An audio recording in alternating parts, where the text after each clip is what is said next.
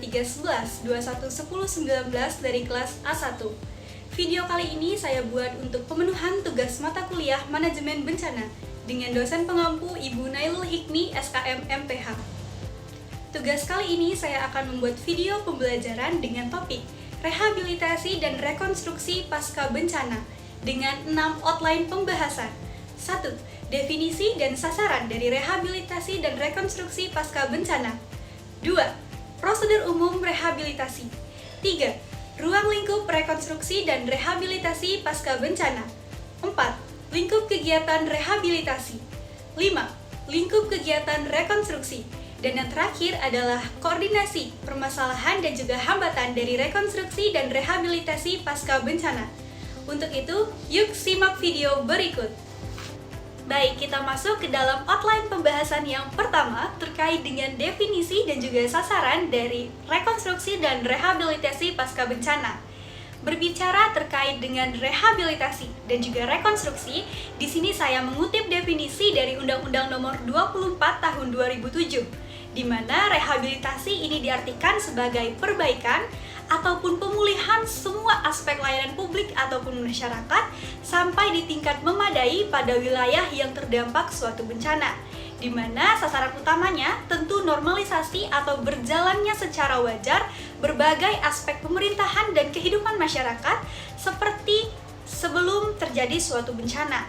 Sedangkan dalam konteks rekonstruksi di dalam Undang-Undang Nomor 24 Tahun 2007 adalah pembangunan kembali semua prasarana dan sarana serta kelembagaan pada wilayah pasca bencana, pemerintahan ataupun masyarakat, di mana sasaran utamanya adalah tumbuh kembangnya kegiatan ekonomi, sosial dan budaya, tegaknya hukum dan ketertiban, serta bangkitnya peran serta masyarakat dalam segala aspek kehidupan. Berbicara terkait dengan dua definisi tadi, di sini saya dapat menggarisbawahi bahwa dari rehabilitasi dan juga rekonstruksi itu dapat dua kata kunci. Rehabilitasi adalah perbaikan dan pemulihan, sedangkan rekonstruksi adalah pembangunan kembali, pembangunan yang lebih baik. Kita masuk ke outline pembahasan yang kedua terkait dengan prosedur umum rehabilitasi. Di mana di sini prosedur umum rehabilitasi saya kutip berdasarkan dengan Peraturan Kepala Badan Nasional Penanggulangan Bencana Nomor 11 Tahun 2008, di mana terdapat 6 prosedur umum. Pertama, sosialisasi dan koordinasi program, di mana ini terdapat 3 langkah di dalamnya. Pertama, koordinasi jajaran pemerintahan hingga tingkat desa ataupun kelurahan. Kedua, sosialisasi kepada masyarakat umum dan juga korban. Dan ketiga, membangun kebersamaan, solidaritas, dan kerelawanan. Dilanjutkan dengan prosedur yang kedua, yaitu inventarisasi dan identifikasi kerusakan atau kerugian, di mana inventarisasi dan identifikasi tingkat kerusakan ataupun kerugian bencana itu dilakukan oleh BNPB atau BPBD dan unsur-unsur lain yang dikoordinasikan oleh BNPB atau BPBD. Dilanjutkan dengan verifikasi atas hasil inventarisasi dan identifikasi kerusakan atau kerugian yang dilakukan oleh BNPB atau BPBD oleh karena adanya usulan, masukan, sanggahan dari masyarakat maupun karena timbulnya bencana susulan dan hal lain yang relevan. Kemudian dilanjutkan dengan inventarisasi diidentifikasi kerusakan ataupun kerugian atau verifikasi atas hasilnya dilakukan pada pelaksanaan rapid assessment, tahap tanggap darurat, dan atau rehabilitasi. Selanjutnya, prosedur perencanaan dan penetapan prioritas, di mana perencanaan dan penetapan prioritas di tingkat masyarakat yang dilakukan secara partisipatif oleh kelompok masyarakat yang merupakan masukan penting bagi program rehabilitasi. Dilanjutkan dengan sinkronisasi rencana dan program yang dimana meliputi sinkronisasi program tahap rehabilitasi, prabencana, tanggap darurat dan rekonstruksi, sinkronisasi lintas pelaku, sinkronisasi lintas sektor, kemudian sinkronisasi lintas wilayah. Dilanjutkan dengan perencanaan, penetapan prioritas, dan sinkronisasi program yang dilakukan oleh BPBD atau BNPB. Selanjutnya adalah prosedur yang keempat, yaitu mobilisasi sumber daya. Mobilisasi sumber daya yang meliputi sumber daya manusia, peralatan, material, dan dana yang dilakukan dengan mempertimbangkan sumber daya yang tersedia, di mana sumber daya manusia yang memahami dan mempunyai keterampilan secara profesional sangat diperlukan dalam semua proses dan kegiatan rehabilitasi pasca bencana. Sumber daya yang berupa peralatan, material, dan dana disediakan dan disiapkan, dialokasikan untuk menunjang proses rehabilitasi. Kemudian, prosedur umum selanjutnya adalah pelaksanaan rehabilitasi, di mana pelaksanaan ini meliputi kegiatan perbaikan fisik dan pemulihan fungsi non-fisik. Kegiatan rehabilitasi dilaksanakan di wilayah yang terkena bencana maupun wilayah lain yang dimungkinkan untuk dijadikan wilayah sasaran kegiatan rehabilitasi. Kegiatan rehabilitasi dilakukan oleh BNPB jika status bencana adalah tingkat nasional atau inisiatif sendiri BNPB dan atau BPBD untuk status bencana daerah. Kegiatan rehabilitasi juga dimungkinkan untuk melibatkan banyak pemangku kepentingan dan masyarakat. Kemudian, prosedur rehabilitasi yang terakhir adalah monitoring, evaluasi, dan juga pelaporan, di mana pemantauan penyelenggaraan rehabilitasi pasca bencana diperlukan sebagai upaya untuk memantau secara terus-menerus terhadap proses dan kegiatan rehabilitasi. Pelaksanaan pemantauan kegiatan rehabilitasi dilakukan oleh unsur pengarah beserta unsur pelaksana BNPB atau BPBD dan dapat melibatkan lembaga atau institusi perencanaan di tingkat nasional dan atau tingkat daerah sebagai bahan menyeluruh dalam penyelenggaraan rehabilitasi. Penyusunan laporan penyelenggaraan rehabilitasi pasca bencana ini akan dilakukan oleh unsur pengarah dan atau unsur pelaksana BNPB atau BPBD, yang kemudian laporan penyelenggaraan rehabilitasi selanjutnya digunakan untuk memverifikasi perencanaan program rehabilitasi. Kita masuk ke dalam outline pembahasan selanjutnya terkait dengan ruang lingkup rehabilitasi dan juga rekonstruksi, di mana dalam ruang lingkupnya terdapat 5 sektor yang terdampak bencana, mulai dari pemukiman, infrastruktur, sosial, ekonomi produktif, serta lintas produktif. Kita mulai dari pemukiman terlebih dahulu, di mana fokus pada pemulihan tempat tinggal warga itu berupa perumahan dan prasarana lingkungan pemukiman. Untuk perumahan, pembangunan kembali rumah rusak ataupun hancur termasuk hunian sementara ataupun tetap. Kemudian pemulihan akses jalan, lingkungan, saluran drainase, sistem air bersih, dan sanitasi pemukiman.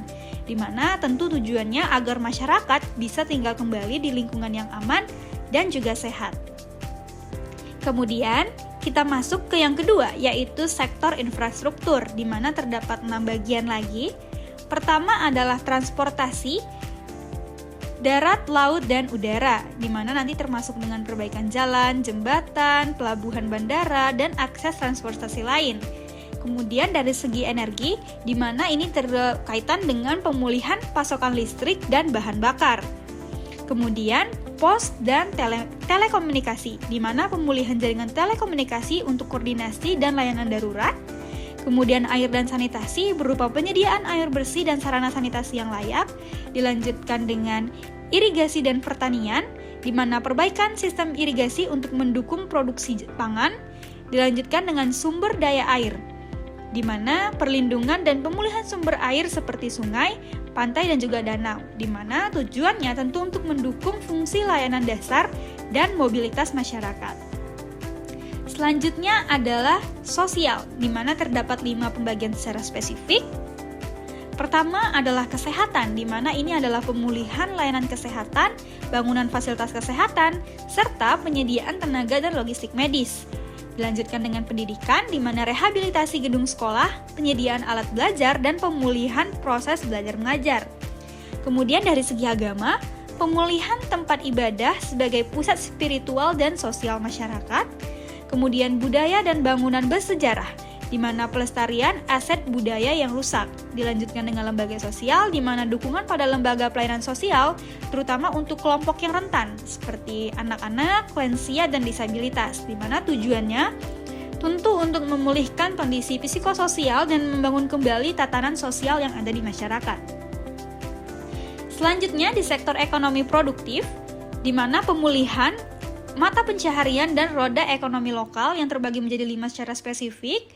Pertama adalah pertanian, perkebunan, dan peternakan, di mana ini termasuk dengan penyediaan bibit, alat dan bantuan untuk usaha tani.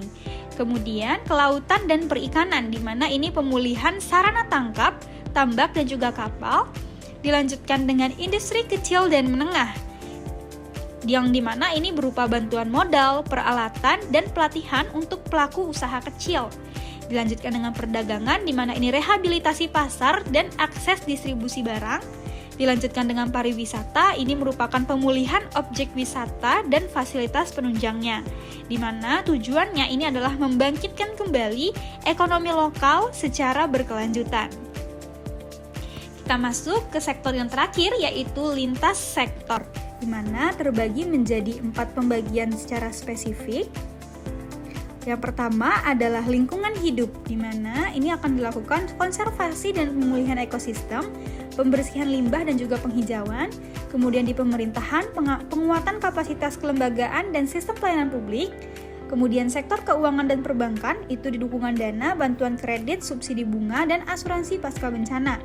Dilanjutkan dengan ketertiban dan juga keamanan, yang dimana tujuannya adalah membentuk sistem yang lebih tangguh terhadap bencana di masa yang akan datang.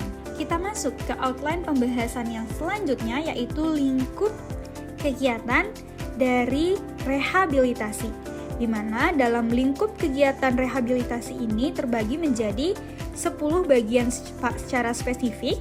Yang pertama adalah perbaikan lingkungan daerah bencana, di mana ini pemulihan ekosistem dan kebersihan lingkungan agar tidak menimbulkan bencana lanjutan. Kemudian yang kedua, perbaikan prasarana dan sarana umum, contohnya seperti jalan, jembatan, fasilitas umum, dan tempat ibadah yang rusak ringan. Kemudian yang ketiga adalah pemberian bantuan perbaikan rumah masyarakat, di mana ini memberikan bantuan perbaikan rumah yang rusak, baik melalui swadaya maupun bantuan pemerintah. Dilanjutkan dengan yang keempat, pemulihan sosial psikologis, di mana ini merupakan dukungan psikososial bagi korban bencana seperti trauma healing, terutama untuk anak-anak dan kelompok yang rentan. Yang kelima adalah pelayanan kesehatan, di mana penyedia layanan medis darurat, obat-obatan, serta pengendalian penyakit menular. Kita lanjut, yang keenam adalah rekonsiliasi dan resolusi konflik, di mana mengatasi potensi konflik sosial pasca bencana seperti perebutan bantuan, relokasi, ataupun trauma kolektif yang timbul. Kemudian yang ketujuh adalah pemulihan sosial ekonomi dan juga budaya, di mana ini adalah upaya awal untuk menggerakkan kembali roda kehidupan masyarakat dalam berbagai aspek.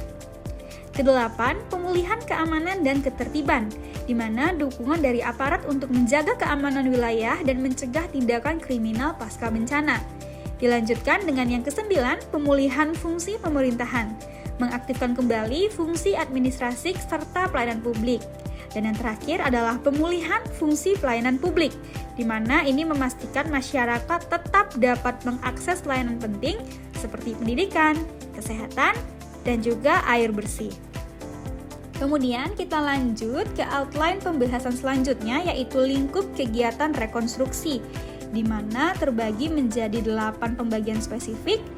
Yang pertama adalah pembangunan kembali sarana dan juga prasarana, di mana ini perbaikan besar-besaran dan pembangunan ulang infrastruktur permanen seperti sekolah, rumah sakit, dan juga fasilitas umum. Yang kemudian kedua, pembangunan kembali sarana sosial masyarakat, meliputi pembangunan ulang sistem sosial seperti pendidikan, layanan kesehatan, dan juga layanan sosial.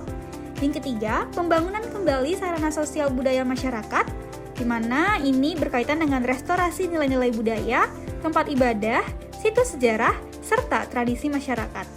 Yang keempat adalah penerapan rancang bangun yang tepat dan tahan bencana, di mana ini penggunaan teknologi, desain bangunan, dan material yang lebih kuat dan adaptif terhadap potensi bencana.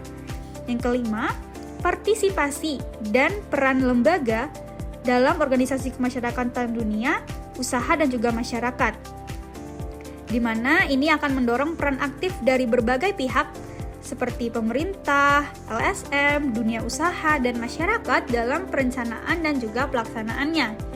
Dilanjutkan dengan yang keenam, peningkatan kondisi sosial, ekonomi, dan juga budaya, yang dimana fokusnya pada pembangunan berkelanjutan dan menciptakan ketahanan pada masyarakat.